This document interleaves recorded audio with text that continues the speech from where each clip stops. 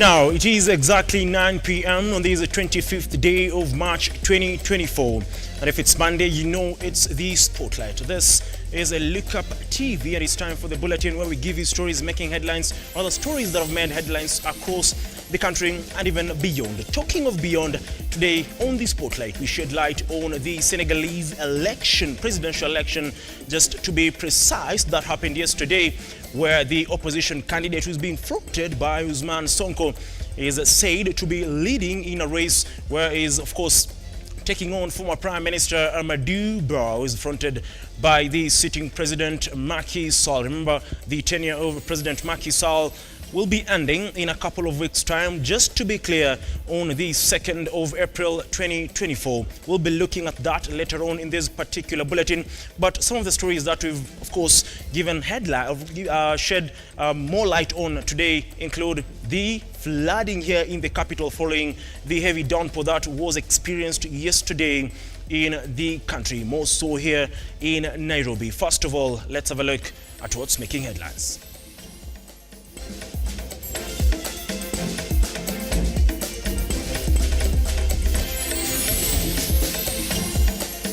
Tonight on the Spotlight, no way out for flooding water. Raging floods wreak havoc in Nairobi as a poor drainage blamed for the massive destruction and death. Hold them for 14 days. Court directs as the popular city disc jockey Joe Mfalme appears before the Kibra Law Courts over the murder of a police inspector Felix Kintosi. The war on illicit liquor continues. Over 18,000 liquor joints have been closed down in the ongoing fight against illicit killer brews, says CS Kindiki. And which direction could Senegal be taking? Tonight, we shine a spotlight on Senegal's elections as the anti-establishment candidate appears to be closing in on victory in the country's presidential election.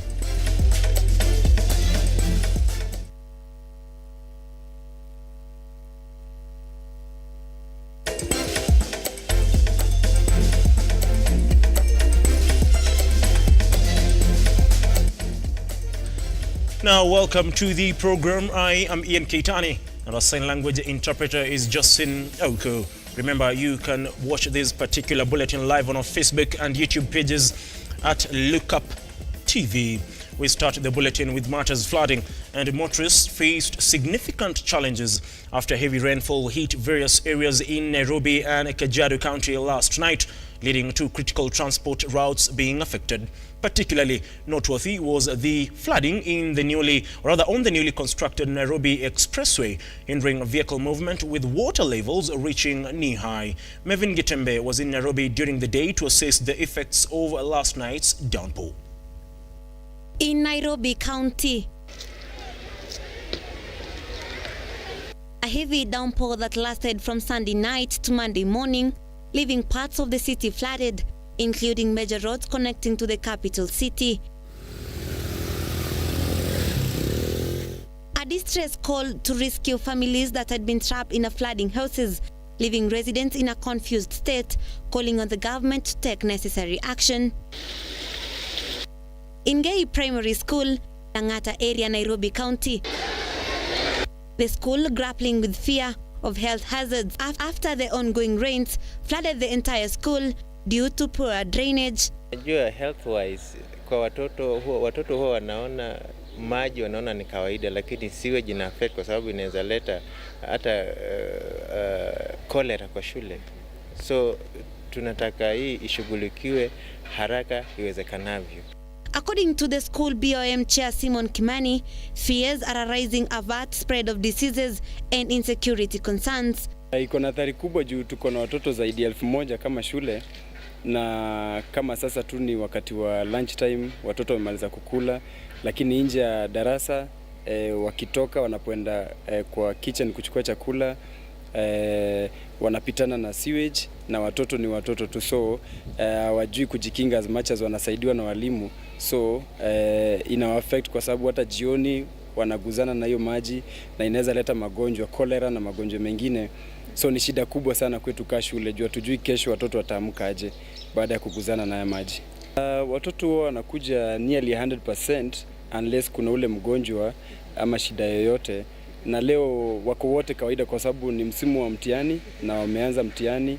Wale wadogo walianza na kusoma na reading na wakubwa ya kuandika. So watoto wako wote kwa shule. Deaths have been reported, with the state of the city's drainage being a subject of concerning, residents throwing the blame back to the government. Naongea on behalf of the school. Tuko na manyumba kadhaa zenye zimejengwa zenye zilikuwa marked for demolition. Na hizo zimefanya hii mambo ya sewage si mara ya kwanza. So tumeelezea watu wa county waangalie kwamba hizo manyumba zilikuwa marked for demolition, nini imecause, kuna masiweji iko hapo ndani iko chini, waangalie ndio wasaidie shule. Mavin Getembe, Lookuptv. On to matters, the fight against illicit brew now and 18,650 liquor joints have been closed down in the ongoing fight against illicit killer brews and narcotic drugs by the government. Speaking during a tour of Kisii County and the larger Nyanza and Rift Valley region, Interior CS Kithure Kindiki has maintained that the war on illicit alcohol and drug abuse is still on. Martin Masharia now reports. During his visit in Kisii County, Cabinet Secretary for Security Kithure Kindiki revealed that 95 suspects linked to illegal alcohol trade and unlicensed bars have been apprehended and are being brought before the courts. Kindiki noted that since the crackdown on illegal alcohol began in March this year, there has been a decrease in crime rates, highlighting the connection between drug addiction and criminal activities. Since we began the crackdown nationally on 7th of March, there has been a sharp decline on reported crime statistics across the country, meaning there is a link between the drug problem, the illicit alcohol problem, and crime levels. So we made good progress here in Kisii. About 95 suspects have been arrested and arraigned in court. We have also been able to seize poisonous drinks. We've also been able to destroy a number of illegal breweries. We've closed down a number without licenses. And also we have also closed down a number of premises that were selling alcoholic drinks with licenses, but operating within the prohibited proximity to learning institutions and other guidelines under national law. So that campaign is going on, and we've discussed how to upscale that war in the coming weeks. We'll be coming to check on it again in a very short period of time. Kindiki, however, commended the Migori County Security and Intelligence Committee for their swift action, resulting in the seizure of 3,000 bags of marijuana and the arrest of 106 suspects. Speaking in Homa Bay County, Kindiki reiterated his commitment to combating illegal alcohol trade and announced plans to introduce legislation in Parliament next week to curb illicit alcohol businesses. Speaking in Kericho during the burial of Lamu County Commissioner Luis Rono, Kindiki declared that licenses issued to bars and alcoholic outlets in contravention to national laws are null and void. Kindiki emphasized that any license issued in violation of national laws, as stipulated in the Constitution, holds no legal validity. Furthermore, Kindiki reiterated that the government is committed to upholding the rule of law and ensuring that all businesses operate within the confines of the law. You cannot license and issue licenses to bars and alcoholic outlets contrary to the provisions of the national law, which is the Alcoholic Drinks Control Act. Any license issued contrary to national law by virtue of our constitution, that license is null and void. Na wewe mwenye klabu, hata ukipewa karatasi na serikali ya kaunti ya kukubalia kuwa na bar nje ya shule, sisi national government tutakuja tufunge. Martin Masharia, Lookuptv. To the corridors of justice now, and a Kibra Law Court on Monday allowed an application by the police to detain DJ John Falme and 6 others pending further probe into the alleged fatal assault on a Kabete Cope Felix Killian. Magistrate Margaret Murage said the suspects will be detained for 14 days. The DCI had requested for 21 days rather, but the court said 14 days would be sufficient. DJ Joe will be detained at the Mudhangari police station together with Eric Gedhua and Simeon Wanjiru. Alan Ocheng will be detained at the Kabete police station, while the 3 officers, Hadija Abdiweko, Sami Rotich and Agnes Mogoy, will be detained at Riruta station. The court directed the matter to be mentioned on April. On 16th March 2024, Your Honor, he hit a vehicle registration number KDK. It is not evident from those 3 paragraphs by the IO what role the 5th, the 6th, and the 7th played in the alleged assaults that may have led to the death of the deceased. May have led. In this case, Your Honor, we have been told that there is an application that the prosecution wants to pray for time. Application to pray for time. They should have brought a formal application and an affidavit. To Nakuru County and Mwana Mwireri Land Company farmers in Naivasha, Nakuru County are rejoicing after the ruling by Naivasha low courts that dismissed the claims of land dispute with Ndabithi Farmers Company. The land dispute has been on for a period of time, with the 2 factions claiming ownership of that particular land. Majid Hussein now reports. A case that has been in the corridors of justice year in, year out, with the company whose justice has been hanging by a thread, can now clutch on a road after the court ruled in their favor on the Ndabithi disputed land. This comes a couple weeks after several youths, including top officials of the company, were arrested for invading over 5,000 acres and destroying property worth millions of shillings, leading to the arrest of the directors. The 2 who have been charged in court and are being held in Naivasha police station have been accused of being the masterminds behind the invasion of the private farms. Sisi ni kisheria ni sisi.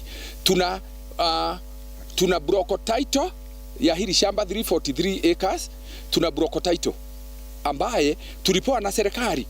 Kimani said that they had won all the court cases against the splinter group, which did not have any ownership documents, as they were alleging. On his part, David Nderitu narrated how he was brutally evicted from his farm in 2017 and reduced to a tenant despite paying for the land and getting ownership documents. Mwaka 2017 ndiye nilifukuzwa na watu, wakanichomea nyumba, wakanifukuza kwangu ni hapa mbele. Nilikuwa nimejenga mpaka tanki ya maji. Kama ningekuwa hapa, maisha yangu ingekuwa bora zaidi. Kwa maana hata madizi nilikuwa na kila kitu, ni kila aina ya chakula nilikuwa nimepata kwa. Another member, Helen Nyambura, said that they were ready to start farming or leasing the land despite threats and intimidation from members of the splinter group. Ile nilikodesha mama mwingine hapa hakurudi kunilipa, nikakuta ati sasa ni vita. Sasa mimi nikashidwa ni nini, na tumepewa kila kitu na serikali. Yani koti imetusaidia sana, na shukuru kwa serikali, kwa koti. Majid Hussein, Lookuptv. Thank you very much, Majid Hussein, for that particular story.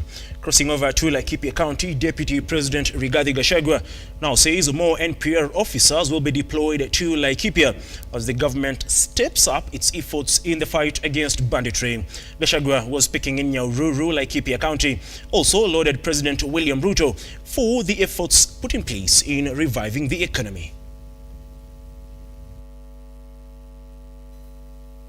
Aliniagiza nikuje hapa nipange kazi ya usalama, na usalama umedumishwa.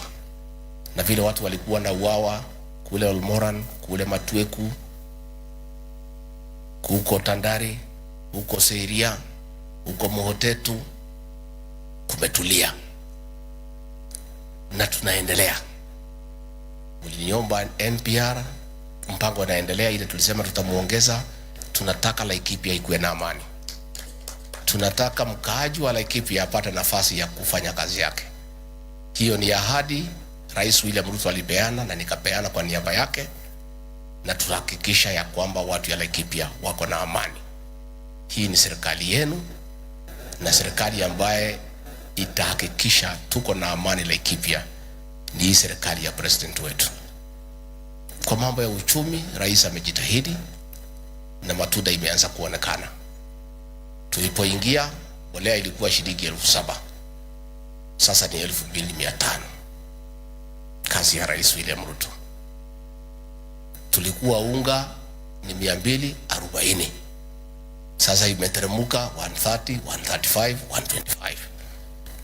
Dola ilikuwa ndio hiyo 162, sasa ni 134. Kwa sababu ya mpangilio.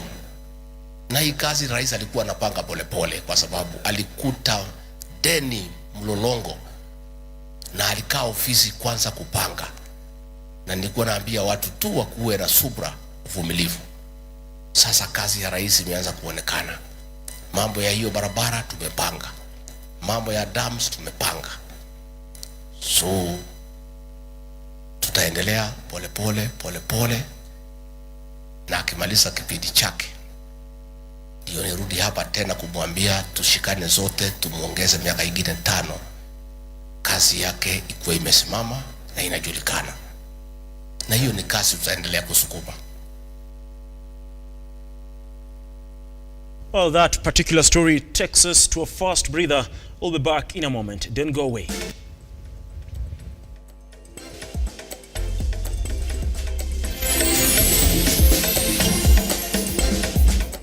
Coming up, a presidential election. 17 candidates, but one president. Who will be the next leader of Senegal?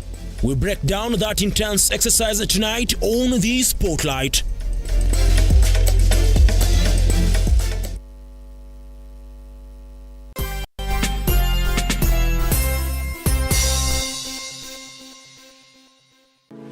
Did you know how Zinawi Real Estate have made families' dreams come true? We've already settled many families in Juja Gardens Phase 1 to 5. And now, introducing Juja Gardens Phase 6, right in the heart of Juja Farm, selling at an incredible 850k only. Secure your plot with just a 30% deposit per 8 of an acre, with all amenities ready and title deeds waiting for you. For more information, visit us at Gituamba Plaza, 2nd floor, Ruiru Town, or call us at 0794 880000. Pata title uitwe bosi.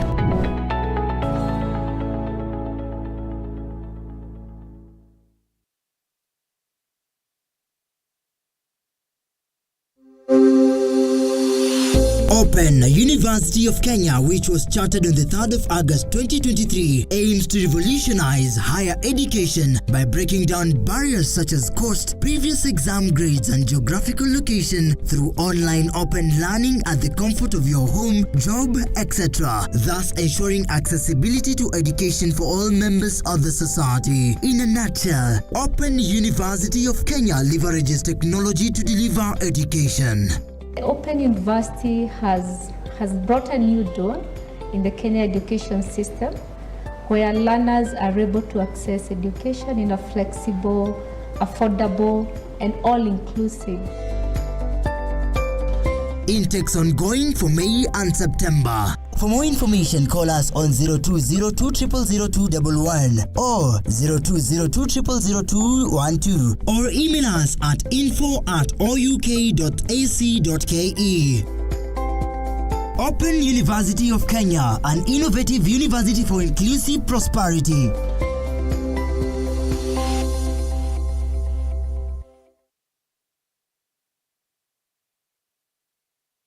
Hii kazi ya maji haikuangi rahisi.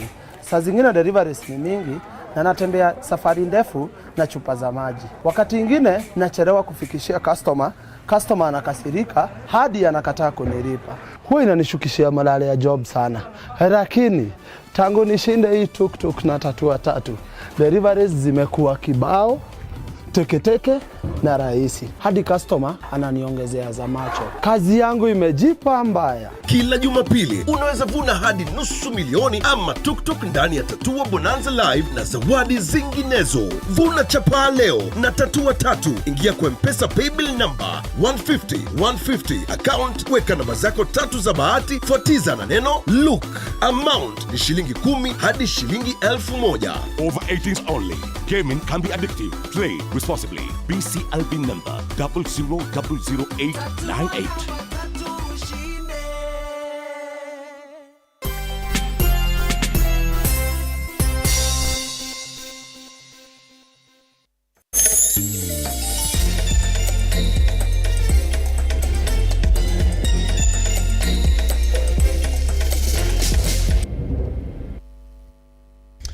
Now Now, welcome back. Let's continue with the bulletin. And Interior CS Professor Kithure Kindiki has reiterated that the police have beefed up security in Nkararo and Angata Barikoi areas in Kilgoris constituency, where dozens of people have died and others injured in on and off clashes experienced in the area over the years. Kindiki, who spoke when he paid a courtesy call to the Narok County Commissioner's office, said the wrangles experienced between the two Maasai clans in Nkararo area must end immediately. He underscored the need of the security team to work with elders and local leaders to finish these skirmishes that have been derailing development in the area.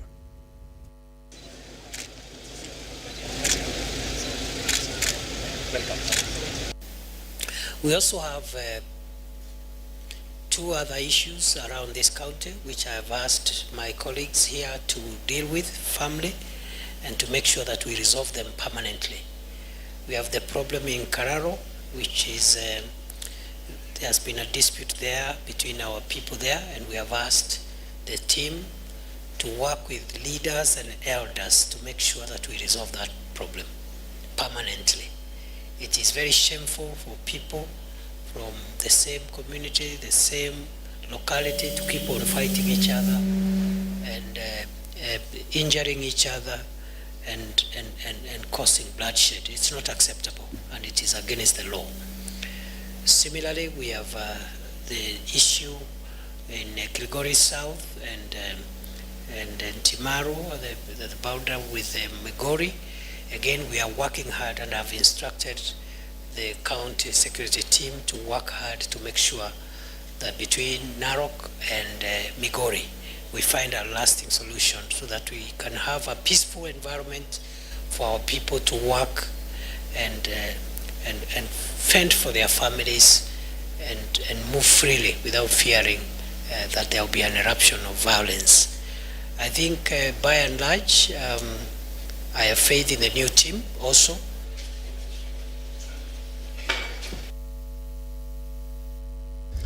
Now, over 140 vulnerable families who lost their livestock due to drought in Laikipia North have reason to smile after receiving 5 goats each to restart their lives. According to Patrick Lelacey, many families in the region were disrupted following prolonged drought that saw thousands of animals die, leaving residents poor. Over 140 vulnerable families who lost their livestock due to drought in Laikipia North have a reason to smile after receiving 5 goats each to restart their lives. According to the program's officer Patrick Lelacey, families will receive 700 goats as selected by the elders in the various community lands in the area. So tumeweza kuselect, pia tunaangalia wale wameathirika zaidi. Pia selection yetu tunaangalia tumeweza kujihusisha community lands, wale wanaitwa CLMC, chief, nyumba 10, vijana, watu wa kanisa na pia watu ambao wako na watu walemavu ndio waliweza kuchagua watu. So tumeweza kwenda kinle criteria kuhakikisha yule anafaa ndio ameweza kupata. Hawa watu ni watu wa chini, watu hawana masomo. Wamezoea, kazi yao ni kuzoea kuweka mifugo. So tunahakikisha pia na kuinua ndio hizi mali waweze kutumia nyasi ambazo ziko hapa sasa hivi na waweze kuikimu maisha yao, wapate chakula, wasomeshe watoto na waendelee na maisha yao kawaida. The area assistant chief Maureen Lecher noted that these families have been suffering a lot since they depended on their animals to educate their children, some of who have even been sent home for failing to pay school fees. Na mifugo zilikufa nyingi. Na tuko na familia ambao wameachwa, familia ambayo ni very vulnerable, waliachwa kabisa bila mfugo yeyote. Tumeweza kupata usaidizi kutoka hii organization ya Impact. Hii mbuzi wameletea wale watu ambao hawajiwezi. Moses Kinyaga, a resident in Laikipia North, says that they have been experiencing prolonged drought that lasted for over 3 years, leaving pastoralists struggling to cater for their needs. Kiangazi ya miaka 4 bila mvua ikamaliza mfugo yetu. Maureen Nyakirario Bosire, Lookuptv. Let's talk matters health, and the Senate Health Committee today visited different health facilities in Nairobi County in an effort to assess the development projects in the hospitals and pending bills brought forward by the CEOs of the hospitals. The committee, led by Western Gishu Senator Jackson Mandago, hence called for the re-evaluation of the budget for health. Our concern has been, of course, in the issue of service delivery, stalled projects that we have been told, and we are happy. We have also noted all those stalled projects. We are concerned about the issue of funding of health in Nairobi in terms of priority. And we are happy that this committee has also noted and is asking us to help. Honorable members, our work as a committee is also to ensure that this health function in counties works, because we believe that the best institution to make sure health works is counties. Some people contemplate returning health to national government, but our position as a Senate and Senate Health Committee is that this health function should remain in counties. So when I go to a hospital like Mutuini and I found you have built something called an X-ray room, what does an X-ray room mean? You cannot build an X-ray room for a mobile X-ray. What are you doing with the X-ray room? That's wasting public resources. It was built for us to have an X-ray room. X-rays must be happening there, inside that room. So what are the requirements for an X-ray room? That is how deep this question of oversight.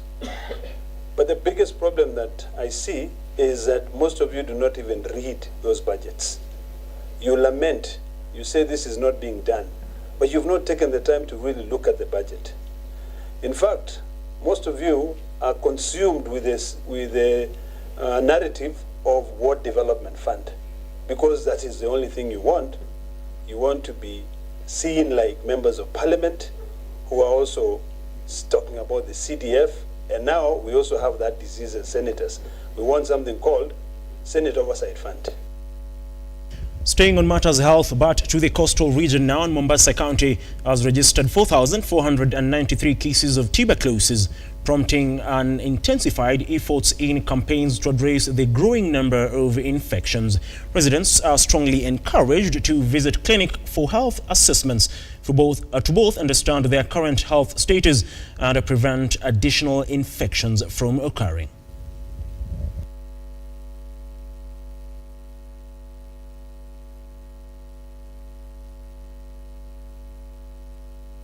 ya Mombasa mwaka wa 2023 tuliripoti TB cases 4493 ambazo ni ziliongezeka na 2% tukikompea na zile tuliripoti mwaka wa 2022. Kwa sasa ile iko mingi ni drug susceptible TB, ndio tulisema tulipata wagonjwa 4493, but wale ambao wako na TB sugu tuliweza kupata 30%, tulipata wagonjwa 31. Tumekuwa hapa kuhakikisha huduma za TB tunaweza kupigana na haya maradhi ya TB, kuhakikisha kuwa mwananchi wa kawaida anaweza kupata yale matibabu, mwananchi wa kawaida anaweza kupata huduma, na pia vile mashirika mbalimbali yamekuwa nasi siku ya leo ili kuhakikisha madaktari wamekuja, hizi huduma zimeletwa nyanjani, ndio kila mtu aweze kujua, kila mtu aweze kupata maneno mawili ama matatu kuhusu jinsi anavyojizuia ugonjwa wa TB. Nimetembea hatua ya matibabu kwa muda wa miezi 6 na nikaweza kupona, na nimepona na afya yangu imeboreka tena na uzito wangu wa mwili umerudi kudhibitika katika hali ya kawaida. Tumekusanyika ili tukaweze kufurahia hii siku na tuweze kukumbusha watu kuwa TB inatiba na TB haiui ukipatikana mapema. Staying in that particular region, the Kilifi County government has commenced demolition of unapproved constructions, especially on contested settlement schemes within the county. At the same time, Kilifi Governor Gideon Mung'aro has warned the Office of the Director of Criminal Investigations at the Mtwapa Police Station to stop meddling in land matters, saying that many residents were being harassed by land grabbers and tycoons through the DCI office. This and more in our news wrap. Mung'aro has warned DCI officials against getting involved in land issues in the county.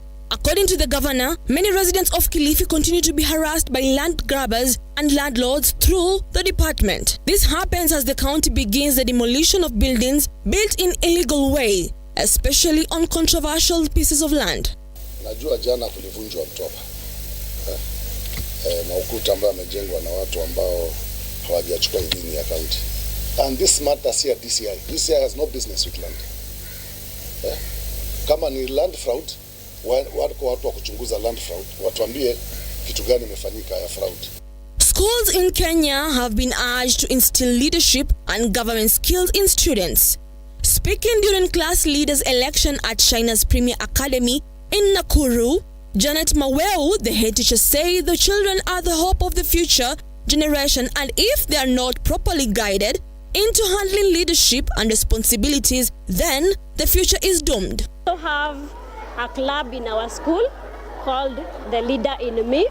This one is to nurture learners or to nurture the young ones to become responsible leaders in. Elsewhere, the head teacher of St. Anne's Ryoko, Edith Gitonga, could not hide her happiness after the school received a new school bus. She has indicated that the bus will come in handy in helping with logistics for students.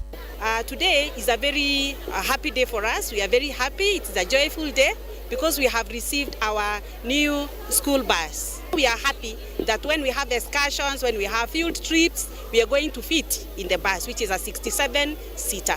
Finally, a land dispute in Teso, Busia County, has led to stop of a burial ceremony. One family is living in fear, saying the farm is under threat. The family says there are people intending to take the land. Hata jana hapa hakuna mtu alilala kwa nyumba yao. So tunataka kuomba Minister of Interior Bwana Kindiki, tafadhali jaribu mtuchunguzie huyo mama. Interest yake kwa hii shamba ni gani? Lorraine Ombuya, Lookuptv. Well, thank you very much, Lorraine Ombuya, for that particular story. Like I talked about in my intro, Senegal is considered West Africa's beacon of democracy. Why do I say that? Simply because many, or like around 6 or 7 West African countries have experienced coups since 2020. Just for example, Mali experienced a coup in 2020, Gabon and Niger had coups in 2023, Burkina Faso had a coup in 2022, while Guinea and Chad had coups in 2021. What makes Senegal special? Senegal is the only country that has not experienced coups in the West African region, but the democracy was at stake. Now, tonight we just delve deeper into the Senegalese election and what it means for the West African country. First of all, we look at the population of this country, which is estimated to be around 18 million people. 18 million people in Senegal.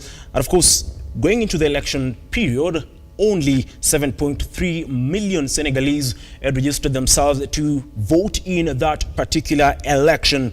The number of presidential candidates that, of course, were gunning to replace incumbent president, that is Macky Sall, were 17.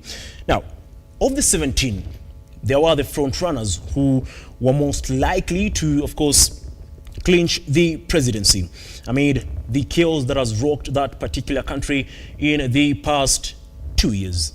One is a candidate fronted by the incumbent, that is Macky Sall, and the candidate is former Prime Minister Amadou Ba of course, the ruling coalition. Amadou Ba is 61 years of age and belongs to the APR political party. His main rival is Bassirou Diomaye Faye of the opposition, and is age 44 and belongs to the Positive political party. Just to give you an overview of Bassirou Diomaye Faye, he was not supposed to be on the ballot gunning for the presidency, but of course, Ousmane Sonko. But he was barred from gunning for the presidency by the court in Senegal. So what did Ousmane Sonko decide to do? Front one of his party members, one of the fellows who helped him founding the Positive Party in 2017. and that is, of course, Bassirou Diomaye Faye. And the duo, of course, were released only a week ago from prison. A week later, Bassirou Faye Diomaye is giving the incumbent president and his candidate Amadou Ba a run for their money. But before we get into those particular details, I want us to look at the key dates in the Senegalese calendar. First of all is the 25th of February 2024. That was then when the election was scheduled to be held. February 25th of February 2024. But elections failed to happen because the president and the ruling coalition did vote through parliament to postpone the elections for 10 months. In that particular debate in the, of course, parliament in Senegal, a section of opposition lawmakers said they will oppose, and they indeed opposed that particular proposal by the ruling coalition. And despite the opposition it faced, like they say in parliament, it's a game of numbers. The ruling coalition did manage to, of course, postpone the elections from the 25th to the 15th of December 2024. However, that was not to be, because the Supreme Court of Senegal did decline or did overturn the decision by the parliament to postpone the elections for 10 months. Now, just to put it into perspective, is that Macky Sall's tenure is expected to end on the 2nd of April 2024. And if at all the elections ought to be postponed to the 15th of December 2024, it means Macky Sall would have extended his tenure as the president. We'll look at Macky Sall's tenure and what he's been able to do when he got into power a bit later on.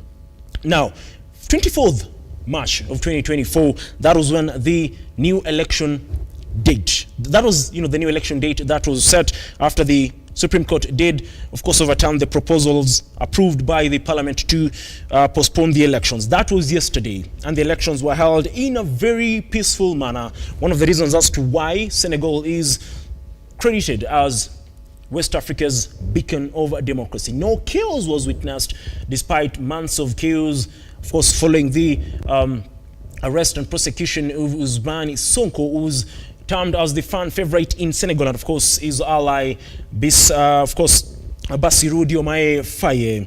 Now, like I said, 2nd of April 2024 was the date when Macky Sall's tenure was supposed to end as the president of Senegal. Let's cross over to the key numbers in Senegal, and of course in regards to the state of that West African country, and of course again the election. Now, according to statistics, 60% of the population in Senegal are 25 years and below. A whooping 60%. And that just puts him into perspective why Ousmane Sonko, who is termed as a youth, has a very huge fan base or support in that particular country. Now, according to International Labour Organization, a report by International Labour Organization in 2019, the rate of unemployment was at 35%. That was in 2019, a report that was done by International Labour Organization. Now, of the 17 million people in Senegal, a population or people in the region of 7 million to 8 million are living in poverty. 7 to 8 million people are living in poverty. Now, fast forward into the figures regarding the election is that 71% of the 7.3 million people who had registered to vote turned out to vote in yesterday's presidential election. Now, that is according to RUTO, the state media. We had a total of 15,633 polling stations in yesterday's elections, and to the most important figure is that for you to be declared the winner, you must, of course, garner 50 plus votes in, of course, of the total votes cast in that particular election. Now, going into the election, most people in Senegal talked about the issues that they're facing. And two key issues emerged as the main concerns for the citizens of Senegal, especially the youth who now want a change in the highest office in the land. One, of course, is unemployment. And like I said, a majority of those who are unemployed are the youth. The other thing is the state of economy. The people in Senegal do decry the rising the cost of living, of course, the cost of common commodities going up day in, day out. Those are the two key issues that Senegalese citizens want the new administration to address. Now, let's look at President Macky Sall's tenure. Macky Sall did ascend to power in 2012. Now, during the campaigns, Macky Sall said he will look at the constitution and revise the term that a president is supposed to serve. Now, he was elected in 2012. He was the aide of the former president. In fact, he was the director of campaigns. And there was a lot of hope in the West African country, as people rather regarded Macky Sall as the face of hope. Now, he served for the 7 years from 2012 to 2017, and because he, of course, oversaw the review of the constitution, which now meant a president will not serve a term of 7 years, but 5 years, he was re-elected in 2019 to serve for the second term. Now, a period of 5 years, as opposed to the 7 years that he served in the first period. However, Macky Sall's tenure as the president, to be specific, the second term was marred with controversy and chaos. Why? Most of the chaos arose from the state of the economy. Macky Sall rose to power on the pretext of ensuring that the economy of Senegal turns around. He vowed to, of course, revive the economy of Senegal. But that was not the case. Again, in the second term, one of the things that caused chaos in the West African country was the fact that Ousmane Sonko was arrested and charged on what citizens in that particular country term as frivolous grounds. The second term of Macky Sall's tenure has, of course, been marred with chaos, like I said, from 2021 all through to 2024, this year, when the president announced that, the elections were to be postponed. Now, moving forward, Macky Sall's tenure as the president of Senegal had two key people who opposed that, his presidency, and that is Ousmane Sonko and Bassirou Diomaye Faye. Now, the duo belonged to the PASTEF party that, I said, was formed in 2014, and they ran their campaign with the slogan, Diomaye is Sonko. Meaning, Diomaye, who is now Bassirou, who is leading in that particular race, is Sonko. The man was barred from running, who, like I said, is the fan favorite in the West African country. The duo met during their tenure as tax inspectors in Senegal. Now, let's look at the reasons as to why Bassirou Diomaye Faye and Ousmane Sonko were arrested. Beginning with Ousmane Sonko. Now, he has been arrested 3 times in 2019, 2021, and 2023. Some of the charges that were leveled against him are defamation, rape, which, by the way, he denied, and the court acquitted him of that particular charge, saying he was falsely accused.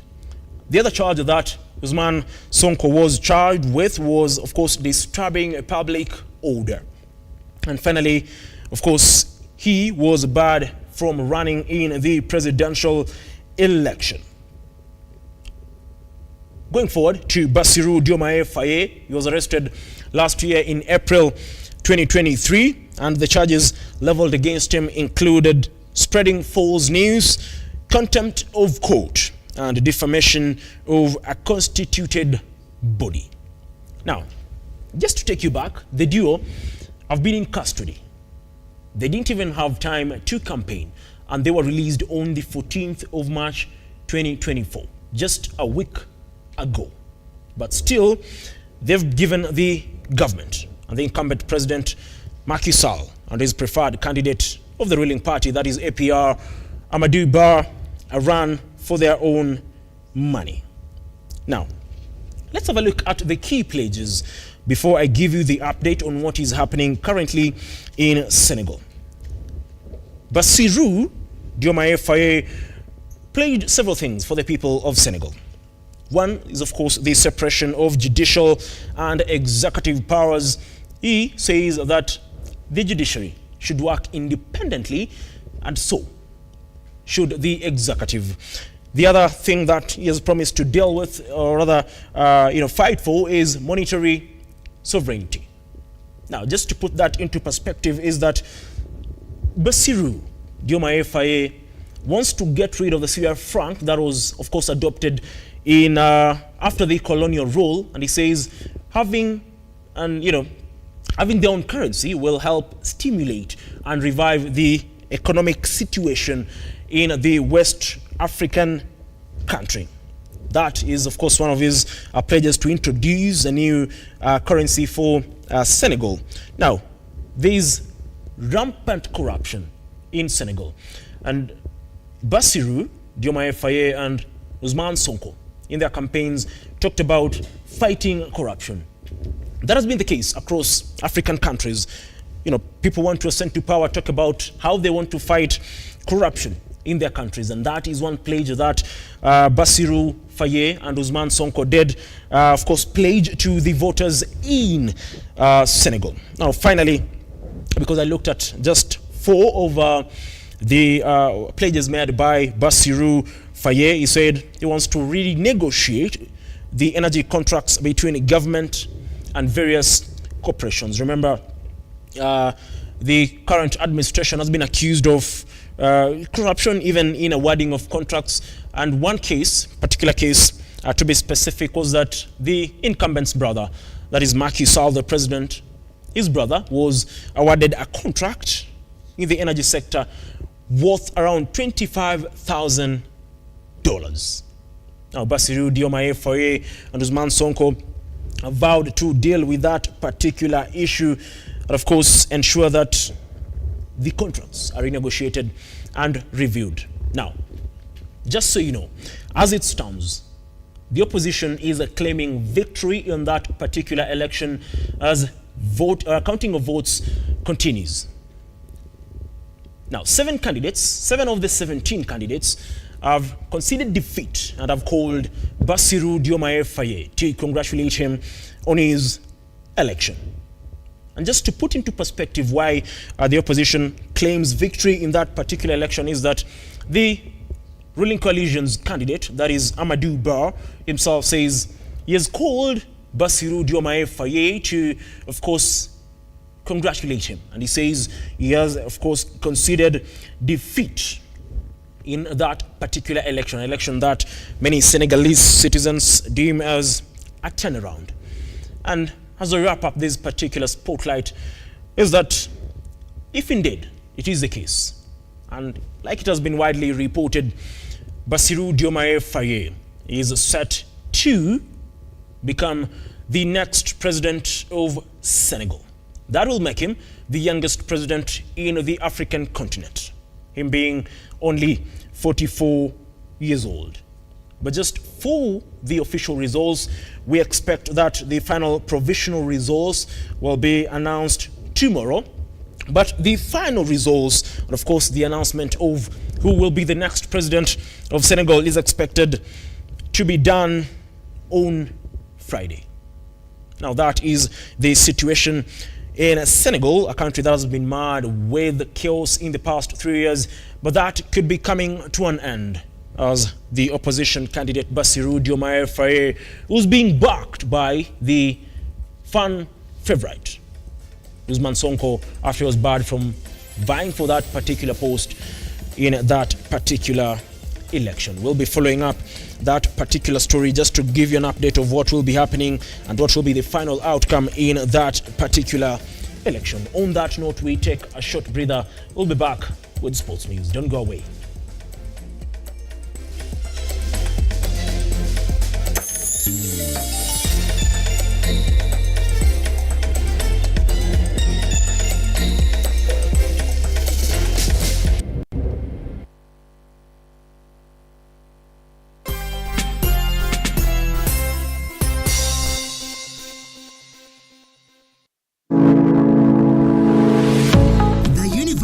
of Nairobi is a distinguished institution of higher learning dedicated to nurturing your intellectual curiosity and pushing the boundaries of knowledge. From state-of-the-art laboratories to modern libraries equipped with the latest resources, we provide you with the tools you need to succeed. Choose from a wide range of programs designed to prepare you for challenges of tomorrow's world. Whether in STEM, humanities, business, or the arts, our strong industry connections and career service support will help you translate your education into meaningful career opportunities upon graduation. Join a vibrant community of scholars from around the world, fostering cultural exchange, collaboration, and lifelong friendships. Book your space now for September intakes. Log in to https://www.uonbi.ac.ke for a wide range of courses to choose from. You can also contact +254 020 491 0000 or email us at pr@ounbi.ac.ke.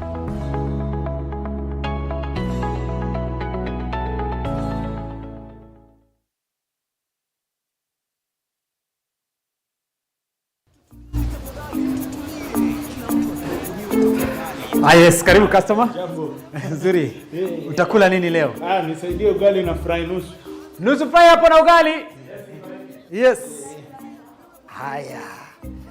Wewe, nani amekuitisha hii yote? Hapana, tulia customer. Hapana, mimi sitaitisha hii yote. Huku ukiitisha tunakuongezea bonus juu yake. Kwa hivyo hii ni bonus.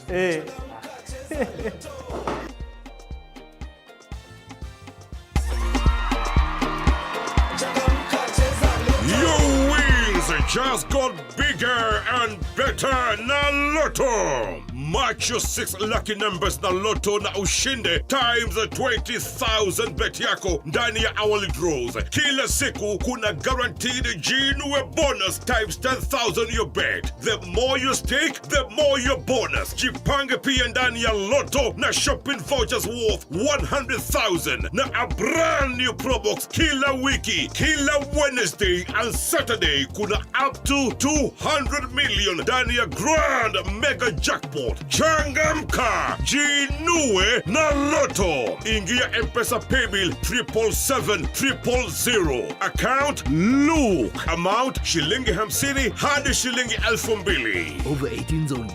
Gaming can be addictive. Play responsibly. This message has been approved by the BCLB. Changamka, cheza Loto.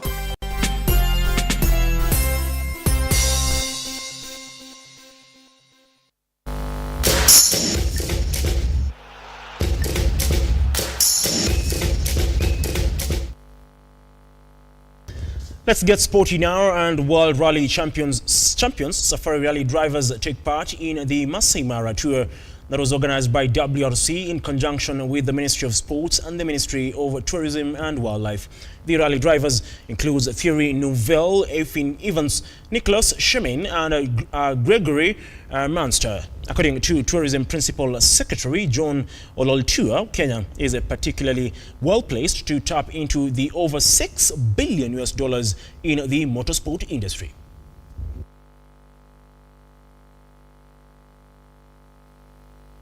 Yeah, I mean, usually for us it's all about speed. This time it's not about the speed, but about the experience to discover beautiful landscape, be out in the nature, see the animals in their home, and it was exciting. We saw 3 out of the big 5, and we saw elephants, so it was good. The landing could have been a bit more spectacular, but the pilot was that good. He managed super well. If you have the opportunity, why not? We missed out the giraffe, so it would be good to go again. It's very important to have this pre-visit to the Masai Mara. First and foremost, to have our visitors, the rally drivers, enjoy the magical Kenya, just to really come and relax, see what we have. And the reason is, first of all, it's part and parcel of our Kenyan hospitality. Secondly, is to be able to showcase the beautiful attractions that we have in our country. Today they have gotten first-hand experience about it, and I'm very sure the story they will tell there is amazing.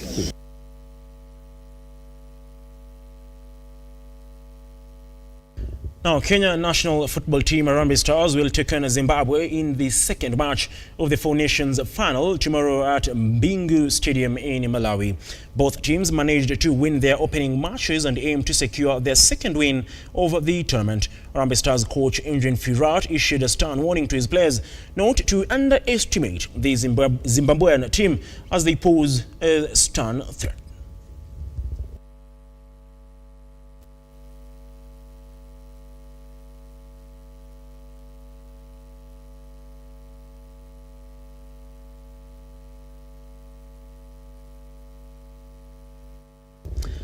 Eric Dimon Ngige has defended his national title in the esports games that were held at Zitek University. Ngige edged out Josh Jojo Agutu 2-0 in an nerve-wracking final where a total of 636 players participated. Ngige will now represent the country in the 2024 international circuit held in the French capital, Paris.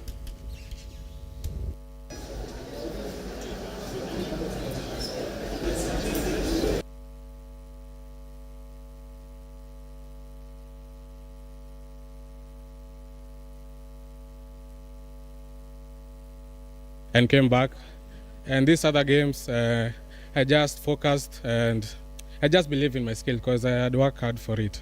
And last time I did not perform very well, but this year I want to finish the story.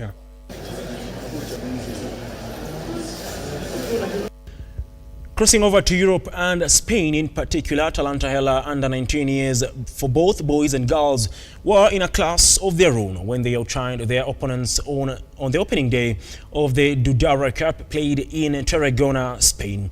The boys started their campaign on a high, defeating CF Constantine 3-0. They would then see off ex-Bayer team 4-0 in their final match of the day.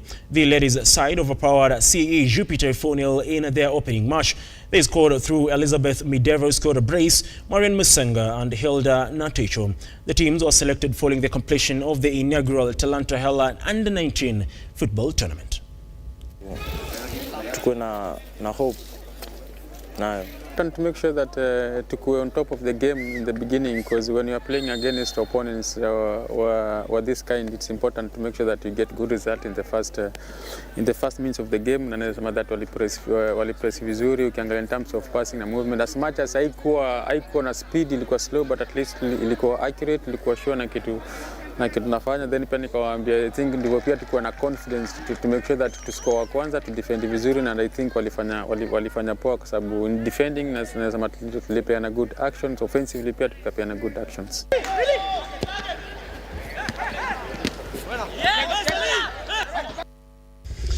Finally, 25 coaches have received their FKF CAF, a coaching course certificate, marking the end of an intensive 6-month journey. The process was overseen by CAF Inspector Abraham Mebraru. The course was held at the Kenya Institute of Special Education in Nairobi County. For sure, because it is first of its nature in the country. So we learned a lot. We hope that we have imparted a lot to our coaches. Our coaches deserve the best. They are young generation, and the modern trends of football dictates that you must always pump a lot of very positive information to them to see if we can change the magnitude of the game. I believe what they like doing every day is being in the stadium, analyzing matches and preparing training. And more important is again how they balance that with the periodization to make sure at least the inclusion of science in football does not really become something of strange to them in terms of the application models. So we tried very much to incorporate the analysis, the preparation of their trainings, and the football science into their program. And since it's also one of the latest trend where science and football is really moving hand in hand.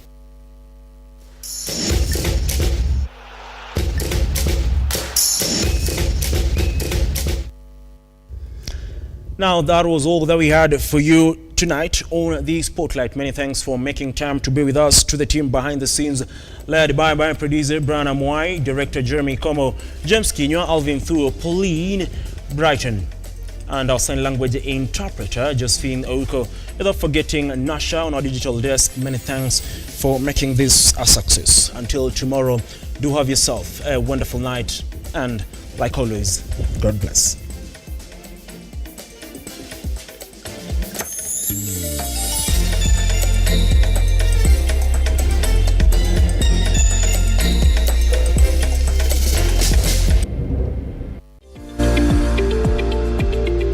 We value your feedback and welcome your complaints about our programming and operations. Feel free to get in touch with us